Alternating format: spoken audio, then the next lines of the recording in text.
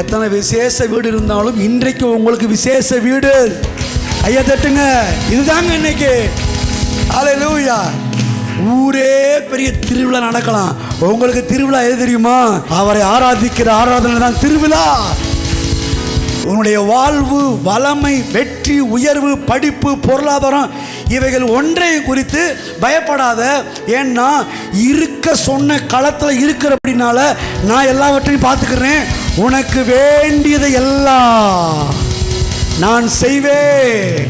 இனி நீ சும்மா போக மாட்ட, சும்மா சுமந்துட்டு போவ. உனக்கு நான் கொடுக்கிற ஆசீர்வாதமும் ஐஸ்வர்யமும் பூமி தாங்க கூடாதா இருக்கும். ஹல்லேலூயா.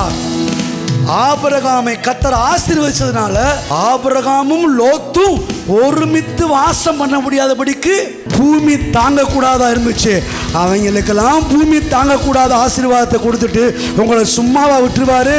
சொல்றாரு, ஆசீர்வாதமான பாரத்தை அணு தினமும் உன் மேல சுமத்தி உன் வீடு இடங்கொள்ளாமல் போக மட்டும் ஆசீர்வாதத்தால் உன்னை நிரப்புவேன் என்று களத்துக்கு வந்த உங்களுக்கு கர்த்தர் இந்த காலை வேளையில வாக்கு பண்றாரு.